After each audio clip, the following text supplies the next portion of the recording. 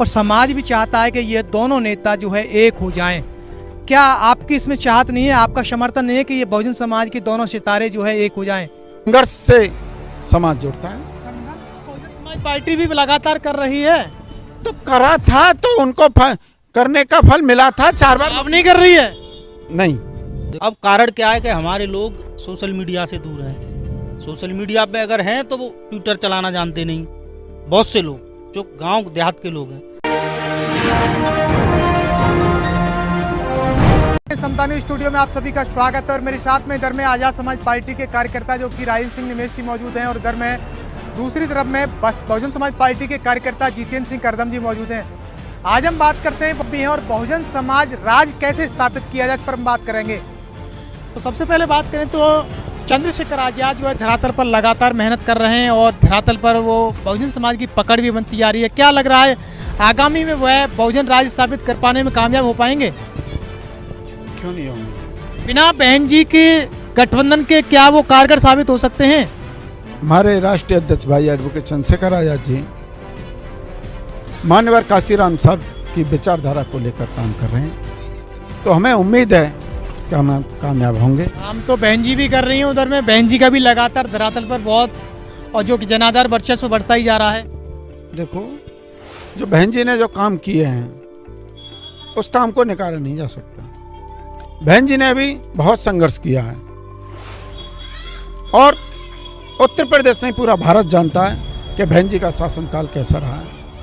लेकिन जो आज की स्थिति है उस हिसाब से देखा जाए तो जो पार्टी का इस तरीके से काम होना चाहिए वो नहीं दिख रहा। संघर्ष से समाज जुड़ता है। बहुजन समाज पार्टी भी लगातार कर रही है, तो करा था तो उनको करने का फल मिला था 4 बार। अब नहीं कर रही है। नहीं, अगर संघर्ष ही करती होती तो आप स्थिति देखते कि जो 2022 का चुनाव आया उसमें क्या है। क्या कहेंगे? ऐसा है कि जो आज की परिस्थिति, राजनीतिक परिस्थिति जो है वो बहुजन समाज पार्टी नहीं, जितनी भी बहुजन पार्टियां हैं उन सबके विपरीत है।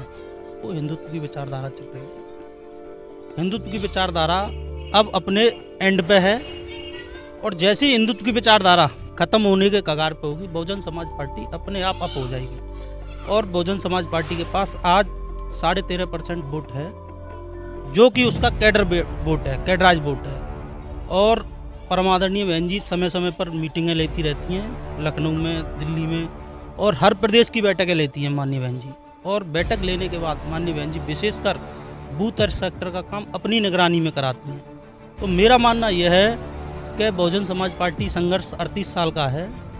38 साल का संघर्ष और 4 साल का संघर्ष अंतर होता है। 4 साल में कोई पार्टी सत्ता में नहीं। कहना है कि बसपा राष्ट्रीय अध्यक्ष बहन जी धरातल पर नहीं आ रही हैं, लोगों के बीच नहीं पहुंच रही हैं, लोगों के जनसंपर्क में नहीं है, और वहीं चंद्रशेखर जो है धरातल पर लोगों की पकड़ भी बनती जा रही है।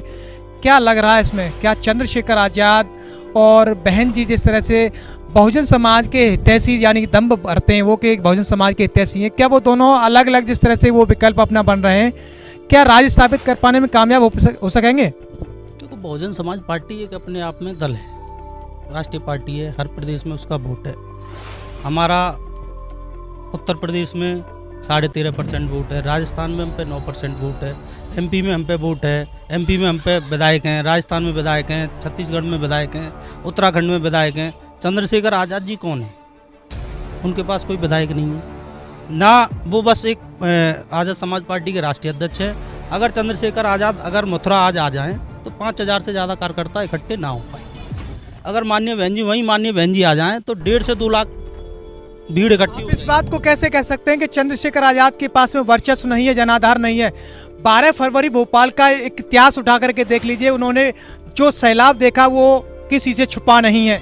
मैं वर्चस्व की बात नहीं कर रहा हूँ, मैं ये बात कर रहा हूँ अगर माननीय बहन जी आज मथुरा की धरती पर आ जाए, आज बहन जी यहाँ आ जाए मथुरा के धरातल पे, कम से कम 2 से 3 लाख भीड़ हो जाएगी। प्रशासन भारतीय जनता पार्टी का है, उसको कब रोक नहीं पाएगा और कहीं ना कहीं कोई बात बिगड़ जाएगी, उधम हो जाएगा। तो बहन जी, इसलिए बहन जी ने एक सिस्टम बना के रखा है ऊपर से ही,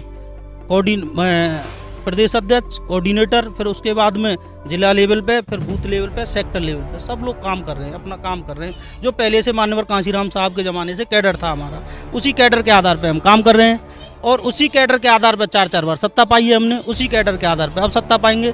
तो इसमें नई बात कहाँ से आ गई कि हर विधानसभा में अपना काम कर रही है, बूथ लेवल से लेकर सेक्टर लेवल से।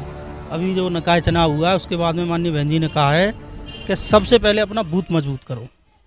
जैसे ही हमारा बूथ, एक बूथ पे लगभग 1300 से 1400 वोट होती है, जैसे ही हमारा बूथ मजबूत हो जाएगा, हम बूथ जीतने की स्थिति में हो जाएंगे, ऑटोमेटिक चुनाव जीत जाएंगे। और हमको कम से कम इतना वोट दिला दें जितना हमें जीतने लायक वोट चाहिए।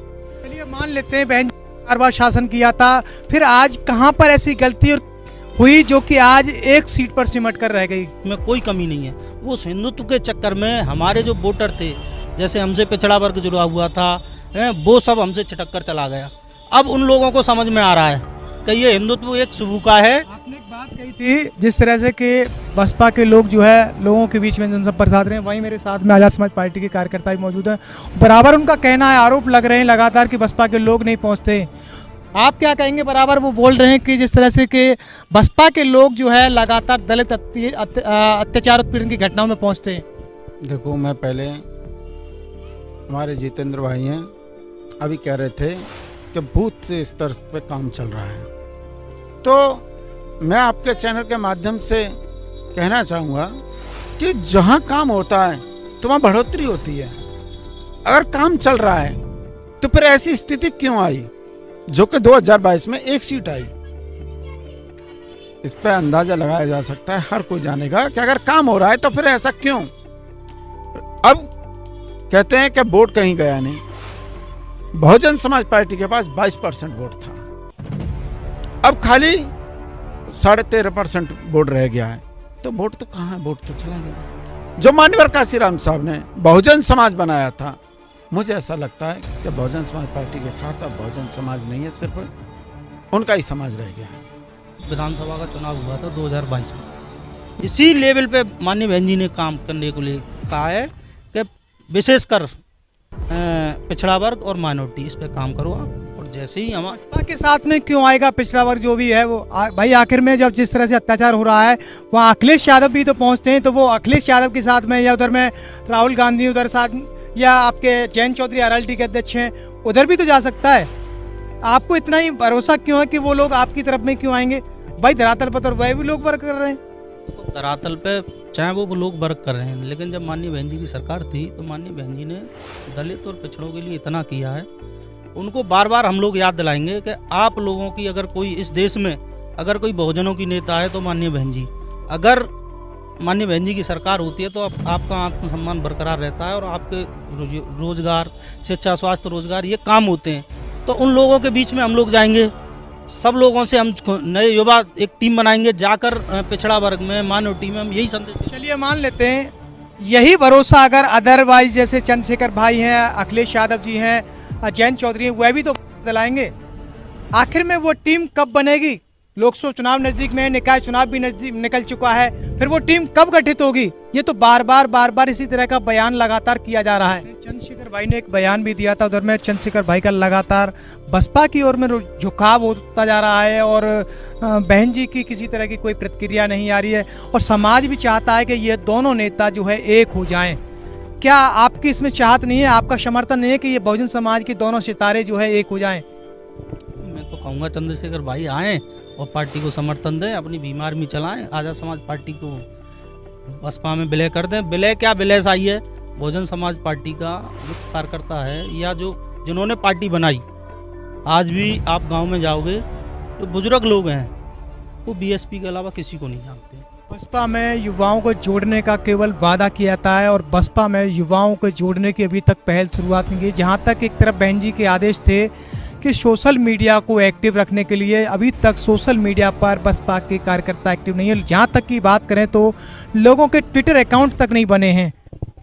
अब कारण क्या है कि हमारे लोग सोशल मीडिया से दूर हैं। सोशल मीडिया पे अगर हैं तो वो ट्विटर चलाना जानते नहीं। बहुत से लोग जो गांव देहात के लोग हैं उन लोगों को हमें जागरूक करना पड़ेगा, ट्विटर पे लाना पड़ेगा, फेसबुक पे लाना। यही बात कही जा रही है कि आखिर में वह टीम गठित कब होगी, लोकसभा चुनाव नज़दीक में है, कैसे होगा ये सब। बहन जी का तो पिछले निकाय चुनाव से पहले से ही वो कहती आ रही हैं और अभी तक टीम गठित नहीं है। और ये लोकसभा चुनाव भी निकल जाएगा, वो टीम गठित कब होगी, कब तो यूथ जुड़ रहा है बीएसपी से। हो सकता है कि जिले में हम लोग उनसे ज़्यादा कामयाब हों, क्योंकि हमारा 30 साल का संघर्ष है। हमारा चंद्रशेखर आज़ाद जी 4 साल का सेक्टर लेवल पर आज़ाद समाज पार्टी कहीं नहीं है। क्या कहेंगे बूथ सेक्टर पर जिस तरह से बोल रहे हैं कि अभी आज़ाद समाज पार्टी का मजबूत स्तंभ नहीं है? देखो, 38 साल का संघर्ष और 4 साल का संघर्ष में फ़र्क है, इस बात को हम भी जानते हैं। मगर जो 38 साल के संघर्ष में बहुजन समाज पार्टी देश में पहुंची, तो 4 साल में आज़ाद समाज पार्टी पूरे देश में पहुंच चुकी है। ठीक है ना? सभी राज्यों में आज़ाद समाज पार्टी, नहीं तो भीम आर्मी हमारी काम कर रही है और हमारी पहचान भीम आर्मी से है। भाई को युवा दिल से चाहता है। तो आपने देखा मेरे साथ में थे, यहाँ समाज की चिंतन पर चर्चा की थी और आज़ाद समाज पार्टी, इधर में बहुजन समाज पार्टी के जो कि कार्यकर्ता मौजूद थे, जिन्होंने तमामों गतिविधियों पर प्रकाश डाला। फिर आते हैं आपके साथ में फिर कुछ विकल्पों को लेकर के, कुछ चर्चाओं को लेकर के। इस खबर को देखने के बाद क्या है आपकी राय, नीचे दिए गए कमेंट बॉक्स में दीजिए अपनी राय। ऐसी तमाम बड़ी खबरों को देखने के लिए जुड़े रहिए हमारे साथ। खबर अच्छी लगे तो लाइक कीजिए और शेयर कीजिए, और हाँ, चैनल को सब्सक्राइब कर घंटे वाली बटन को दबाना ना भूलिए। फिर आते हैं आपके बीच कुछ खास खबरों के साथ। तब तक के लिए नमस्कार, जय भीम।